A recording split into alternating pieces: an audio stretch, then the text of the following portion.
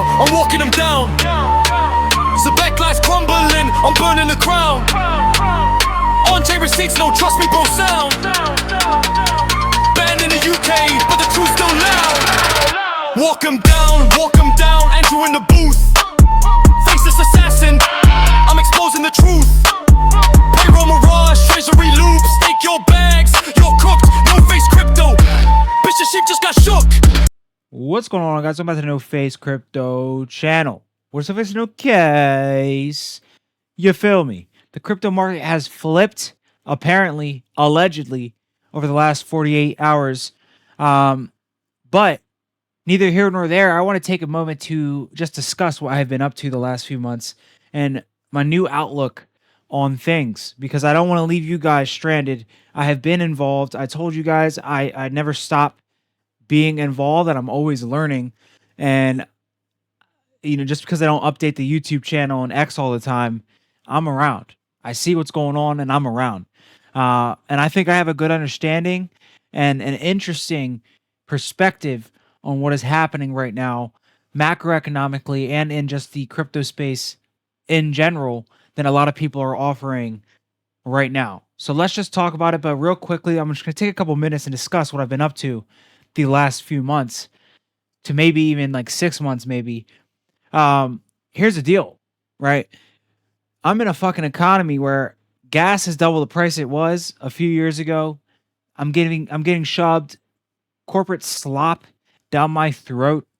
Gatorade is $3.69 a bottle. A bottle of Gatorade is almost the same price as a gallon of gas. Just let that sink in for a second. All right. I know all of you guys know how much a big bottle of Gatorade costs if you're an American. I know you know. It's $3.69. Sometimes it's $3.89, maybe $3.50 if you're lucky. That is a gallon of gas.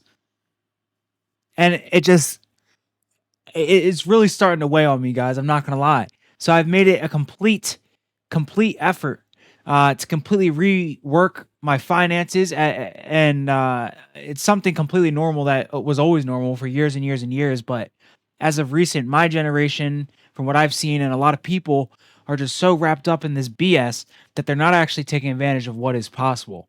And I'm not going to go into big detail for what I got going on, but essentially, right, I get this promotion. I have a lot more responsibility on my plate, and it's a lot of great experience. It's going to be extremely valuable to me later on in life, at my young age, right?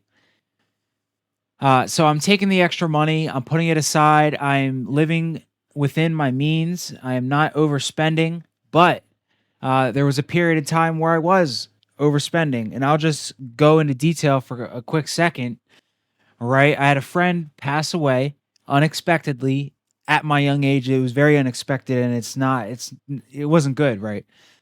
And so I had to go, honor that guy. And then I get a promotion, things get busy. I have a million new responsibilities on my plate, and I don't have time to watch the charts and get every single piece of information that's coming out in the crypto space. Meanwhile, Gatorade is the same price as a gallon of gas.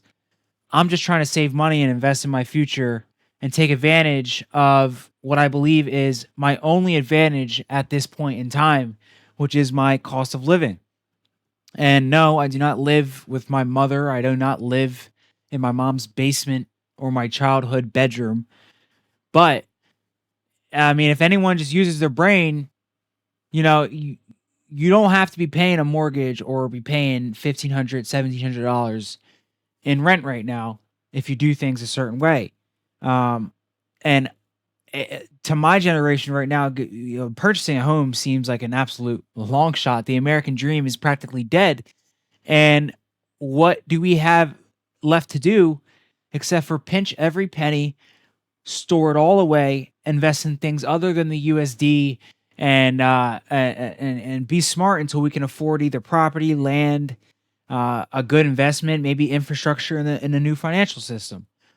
That's the only thing there is to do. So for months, I have been only buying essentials, food, toothpaste, gasoline, going to work, going home. I haven't been going out. I haven't been buying drinks. Uh, and yeah, it's a little bit boring, but my pocketbook is a lot more happy because of it.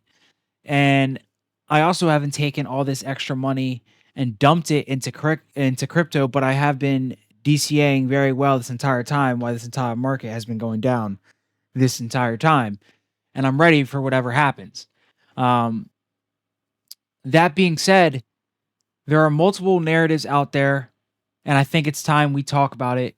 But that is pretty much what dish illusionomics is. They are literally calling it excuse my impediment, dish illusionomics, for not buying shit except for essentials, hyper saving, and as a defense mechanism instead of taking part in a corporate slop economy, which is what we are in. Imagine sitting down to play a 40-year board game.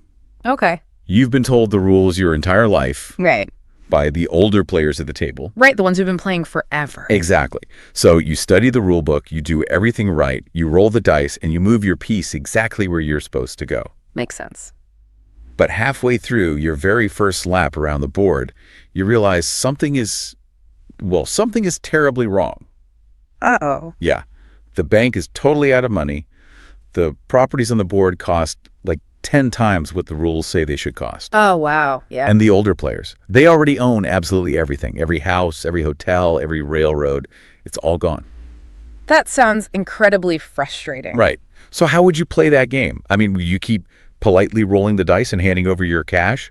Or would you just flip the board over and start making up your own rules? So that's dish illusionomics. That's how I'm feeling right now. And besides investing in crypto and honestly some traditional investments like mutual funds, etc., which I know it sounds counterintuitive, that's it. I haven't been buying any bullshit or technology, laptop, shoes, clothes, none of that. I'm done. I'm done for a while.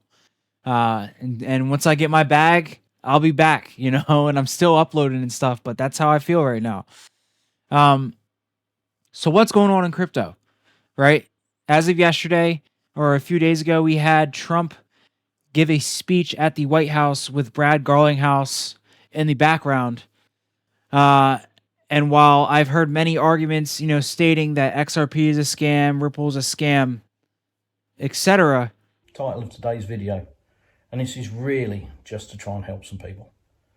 Title of today's video is XRP is the biggest scam in crypto. I want everyone to zoom out for 1 second and take my perspective. I understand that President Trump may have literally stolen $1 billion or more, way more, from the American people through cryptocurrency. And so this clarity that they want to pass didn't want to get passed by a lot of people due to the president's corruption. And the same people in Congress are also corrupt. Make no mistake about it. But the unfortunate part here is he did take that money, and that's how they feel. That's what we're being fed, at least, and told. Meanwhile, we have one of the biggest and best American companies in crypto, basically the running horse, America's running horse, Ripple, who has stated on numerous occasions, right, that what they do and what they operate will accrue value to not only the XRPL, but XRP itself in the long run. All being, they do sell a lot of escrow, and we all just went through a bear market, so there's a lot of noise out there. But we need to understand something here. This is financial war. There is a literal World War III happening in Iran right now. And there's a few strings that we need to pull in this video. So one of the first things I want to discuss, and we'll try and make this a quick video, is really what's going on financially between China, between the UK, with Ripple, with HBAR, with Justin Sun, and narratives, timelines. And I need you guys to just step back. People can call me crazy. I don't care. I don't think a lot of people are here discussing this how I see it. So let's just start. So to just start this off, all right, you guys can just call me crazy. Drop it in the comments, say no face, you're crazy. And that's fine. But what I need you guys to know is Nikola Tesla died in room cough cough 3327 on the 33rd cough cough floor of the New York Hotel in New York City on January 7th, 1943, after essentially being defunded by J.P. Morgan when he discovered that he could bring free energy to the world. Not only that, though, we also got a narrative of weapons of mass destruction by no one only other than Donald Trump's uncle himself, John G. Trump, who said he was looking for a death beam of some sorts, something about the Tsar of Russia, and essentially the government, aka Donald Trump's uncle, stole multiple boxes of Nikola Tesla's work after it was slimed out in room 3327 on the 33rd floor of a hotel in New York City.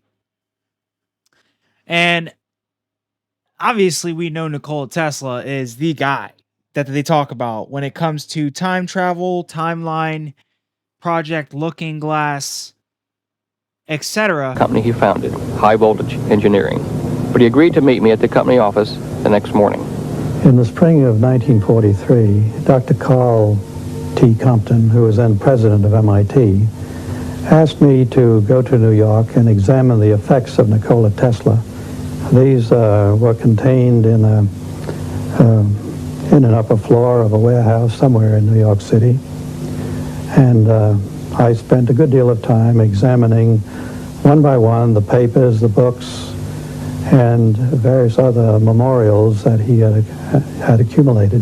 But I was particularly looking for something which would just be evidence of a secret weapon, which I was reminded by the agents, the two agents who were present during the entire time, was a matter of concern to the United States.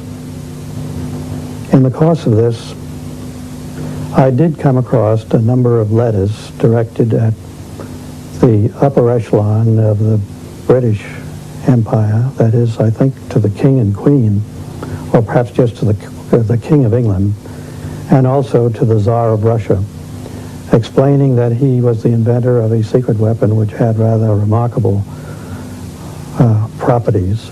By a merchant mariner called Carl M. Allen, who claims that he saw it vanish in a green mist before returning to the same spot. And then in Virginia, some people witnessed the ship appear there and vanish there as well. So what is going on here? When the ship was boarded, it was found that the sailors were in horrible condition. Many were dead, and others were found to be embedded in the bulkhead of the ship, still alive. Some of the crew seemed to be almost frozen in time or stuck within parts of the ship and unable to actually get out, which seems to suggest the alleged teleportation involved with the Philadelphia experiment, that it had actually warped space-time itself. According to reports that surfaced years after the catastrophic experiment, the USS Eldridge was not only transported across hundreds of miles, but it also seems to have somehow traveled decades into the future. Allegedly, the ship was actually catapulted through time and space, a completely unexpected result, appearing at various locations like Chicago in 1969 and Lake Mead in 1983, only to disappear and to continue across the time stream uncontrolled. The Eldridge just randomly skipped across time, achieving a rough form of time travel. So it's super interesting that they couldn't see beyond 2012, or rather they could see beyond 2012, but maybe things became inevitable. That was backed up, by the way, by a lot of different things. Mayan civilization, the calendar, remember that whole scare? Why doesn't the calendar go beyond? So you arrive at this point and you wonder, what is this, right? Suddenly these people who are evil are no longer allowed or able to control outcomes, essentially. Or perhaps, so maybe they did see something beyond 2012, but no matter what they did, they couldn't change the outcome of that thing that they saw beyond 2012. So it wasn't so much the future couldn't be predicted, but rather that they couldn't change it, like something was coming. That's how it kind of feels to me. When I just examine everything that's going on, there is this panic, like evil is panicking right now, and they're making a lot of mistakes because they're no longer in control. And I would also add here that one of the things that I've noticed is that they're trying to turn us all, again, maybe this is their solution, where they're going, okay, what are we going to do? We can't change the outcome. Maybe we can just turn everybody into a computer program. Like they want us all to be the same. They seem to get really angry when we behave like humans. Like that's one of the things they're trying to triumph is our humanity. We talked about this a lot with the Charlie Kirk story, the reaction, how we felt icky, but they were like, what's wrong with you? How dare you feel icky? How dare you not like this? Don't you know this is what he would want? It's like their inability to defeat our humanity is angering to them. Now, something that was crucial, which was revealed about Project Looking Glass, was that the people who were in the room while this device was being operated, their conscious thoughts impacted the device, okay? So just imagine this. What they were thinking in the moment was changing future outcomes. Thoughts influenced future outcomes. That piece is super relevant to what we're going to discuss. And obviously that's pretty reminiscent of one of the themes of The Matrix. I just am going to assume everybody's seen that movie. If not, you should watch it because it was way ahead of its time. And he is going to connect that dot here. Take a listen. So what exactly did Project Looking Glass reveal, and why was it quietly shut down? The people involved began noticing something strange. No matter what variables they used, the results kept showing the same future, a point where all possible timelines seemed to merge. That moment, somewhere between 2012 and 2016. All right, guys, I know we're jumping around a little bit, but I hope you can see what I'm trying to put down here. It's that I believe time travel is very real, and I believe that the family of Donald Trump got that information off of Nikola Tesla to some extent. They know what's going to happen. They can see the timelines. They can go back in time, and you can call me crazy all you want. I don't care. This is what I believe. Otherwise, you can't explain the books about Baron Trump time traveling in the 1900s that came out.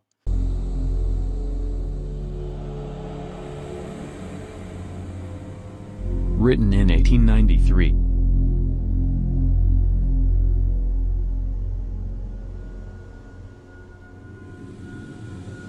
The story begins with a young German boy named Baron who makes his home in Castle Trump.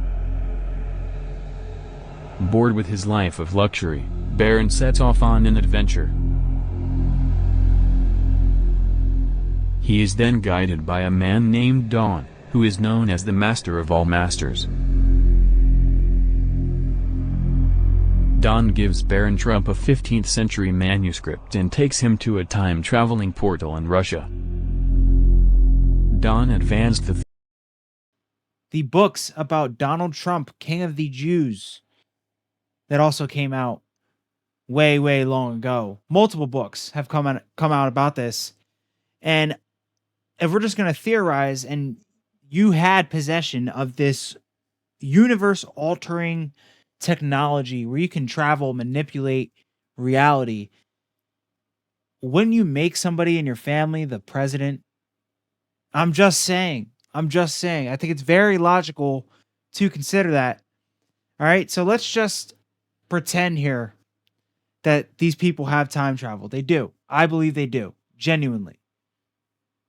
We are at a world war. Another one. And they're going to use this technology. They've been using this technology while also trying to bring a new technology known as cryptocurrency. And say what you want about Trump. Look, I know bad things have happened. I understand. I am not blind to all the bad things that have happened, but America has one chance to win this shit. We are witnessing the possible fall of Rome 2.0. And if you don't believe me, very quickly before we get back on the topic of cryptocurrency and what I believe is going on right now, because this is a crazy video, y'all got to just stick around, right? We've all seen the clip of Bibi Netanyahu walking around with a book, something about Jews versus Rome. And if you guys look into that book, it portrays America as the new Rome, right? Fall from within, die from within, starve from within. They don't need to attack us on the homeland to destroy us. And we're seeing it play out right now. Netanyahu talking about Rome, where he says, we won't lose this time. We want to know what you're reading now. It's a book by a historian by the name of Barry Strauss. It's called The Jews Against Rome. What made you pick it up? Well, we lost that one. I think we have to win the next one. A lot of speculation is saying that the United States is the new Rome. We're Rome, yeah. So historically, there's some religious texts that mention Rome, the powers in the West, and they use Rome. That doesn't mean they mean Rome in Italy. What Rome was at the time, we are today. So what's the deal, right? We're Rome. We have time travel technology. Our president is stealing billions of dollars from us and he can go between timelines. That's my belief, right? And if you don't believe me, here's a document to tie it all together. We have the H-bar gold paper, which will take us into the topic of crypto, the topic of brand new technologies, and the speech that was made a few days ago or yesterday. I forget exactly when it happened. I mean, here, this document is, again, one of my favorite documents in crypto, but you can see that Nikola Tesla is mentioned, saying that they are citing but not replicating conceptual work based on and associated with Nikola Tesla, uniquely American, never before documented in Tesla's archives. And it's ridiculous, guys. This is where it just gets ridiculous. You can't tell me time travel is not real. You know what's even crazy is we can follow this up with a quote here. The proposed framework prevents foreign actors from destabilizing U.S. monetary integrity, as seen in offshore experiments like Justin Sun USDD, while enabling Americans, households, and institutions to participate directly in strengthening the nation's reserves. And this is quoting H-bar. It has to do with U.S. dollar supremacy, and it originates from Parcel 19 and a very cryptic cryptographer from the U.S. military, guys. This is a real document. And it's just funny because we know Justin Sun is like some Chinese asset. He also invested in World Liberty Financial and now is like clapping back at World Liberty Financial. There's a lot of smoke and mirrors going on. But when you listen to Trump's quote about China being number one in this or number two in this, and basically us having to have the dominance so we can keep winning, with one of the strongest American crypto companies standing behind them right there. I mean, look, guys, at the end of the day, there is a literal war going on, and it is also financial. They're thinking about that 2 years ago. New financial technologies are extending this American dominance into the 21st century, and that's why we're focused on creating a clear regulatory framework for pioneers and builders like the people that are with me here, so that they can do business with confidence on American soil. They don't have to go to other countries to do their business. We're ensuring that America remains the undisputed leader, not only in Bitcoin and crypto, but also technologies like prediction markets, artificial intelligence, and much more. And we're leading in every single one. And I will tell you, the AI, the artificial intelligence, we're way ahead of number two. Number two is China. And I never want to underestimate China, but right now we're way ahead. President Xi's coming on September 24th. We look forward to it. We'll probably be talking about AI and a lot of other things. We saw months and months and months ago, I believe it was the head of the EU or the EU address. It was stated that the battle lines for a new world order are currently being redrawn. And if people are trying to say that the new technology, cryptocurrency as a technology, will not take part in this somehow, they are wrong. All right. We are at war, literal war. They're talking about nukes. I mean, come on. This is about to get crazy. I, God would hope not, right? We can hope not. But coming out of this, on the other end of this, whatever happens, by the time it happens, there will be a new technology taking place. And obviously, we know I side with XRP for the most part. I still hold some HBAR, Algo, Flare. It's been rough, but I do hold some Flare still. But there's another narrative out there taking over, and that is privacy.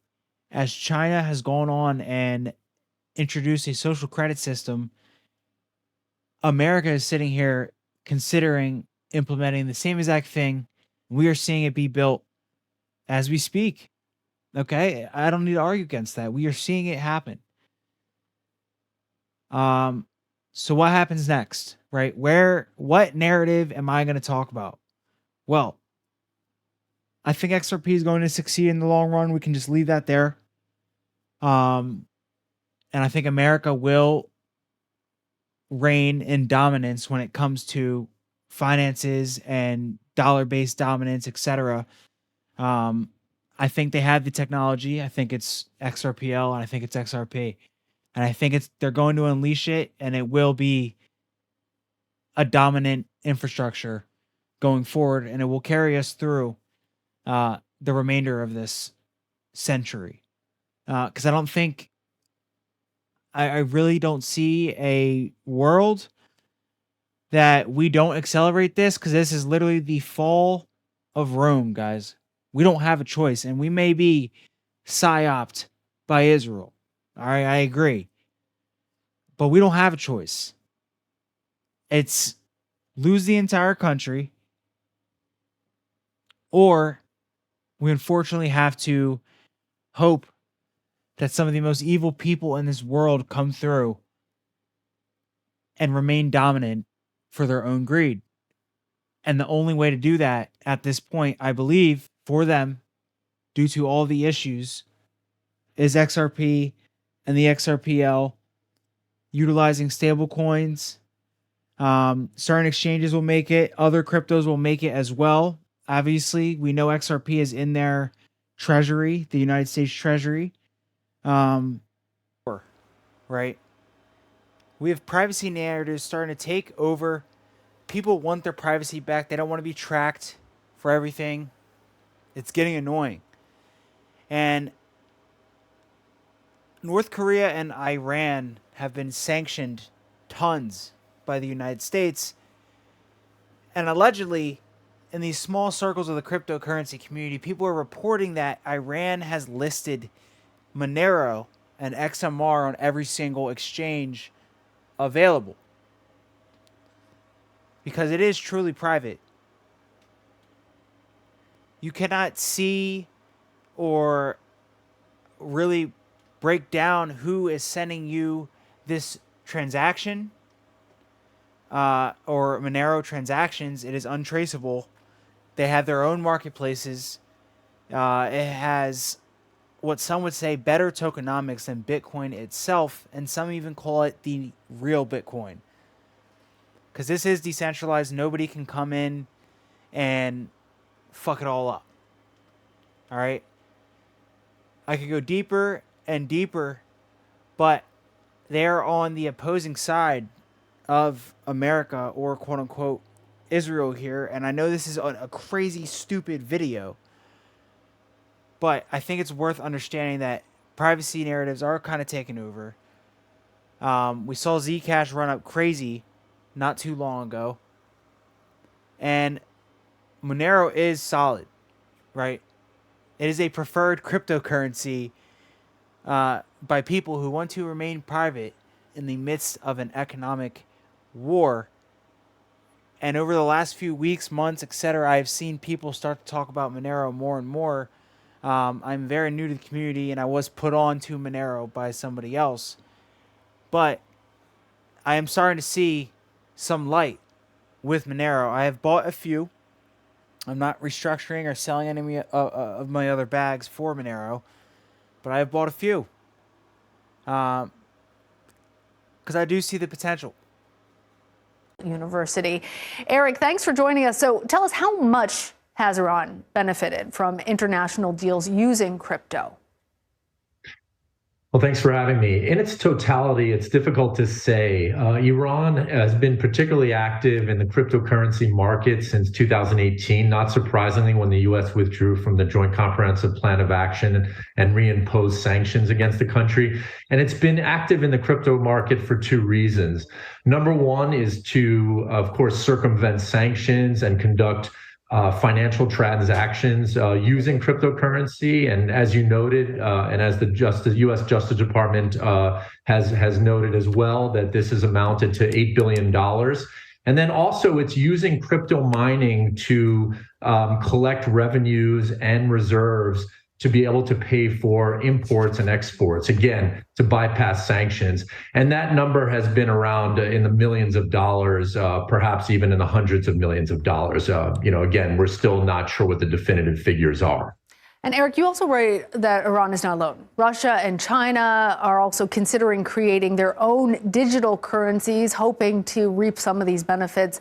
What is the status right now of that? Right. So since 2018, when the United States reimposed sanctions on Iran and even intensified them against Russia and China, all three countries got involved in negotiations and cooperative agreements along with other countries, around cryptocurrency, and announced plans to launch their own crypto or digital currency, which has been put on hold. Since 2021 and 2022, we've seen other countries do so with little success and fanfare. Due to volatility and economic uncertainty and much controversy internationally and domestically, countries like El Salvador and the Central African Republic. So given those issues, it appears that those three countries, Iran, Russia, and China, have put those plans on hold. Well, when you're Breaking news. Monero has already hit $1,000.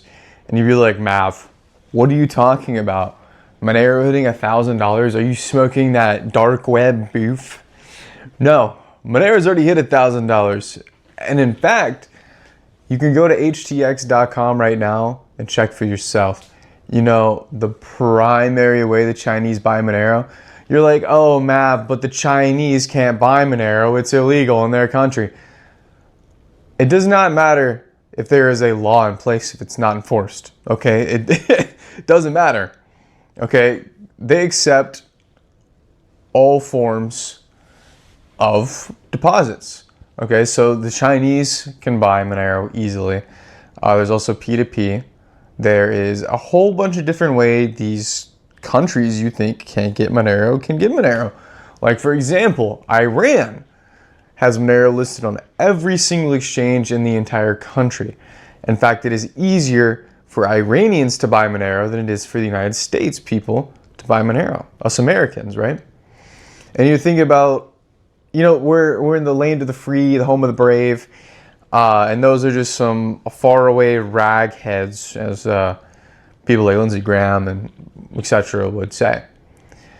But when we really think about why that is, it might be because a small hat gang doesn't like Monero and sees it as a threat. And hey, it's almost like the Federal Reserve has already admitted to suppressing the price of things, right? They went and they testified in front of Congress and said, hey, yes, no, we suppressed the price of gold in order to make sure that the dollar is stable, that doesn't crash to zero, which would destroy the American economy, and rightfully so, right? Because it's backed by nothing. It's fugazi, it's a wazi, it's a woozy, you know? So, if they know Monero is a threat, if they know that the only reason why more people aren't in Monero, more people aren't holding Monero, is because the price action is kind of boring, okay? Now people saw that, hey, Monero hit $1,000. Hey, Monero is at $1,100, right? Because that's what it hit. You'd see FOMO like you've never seen FOMO before.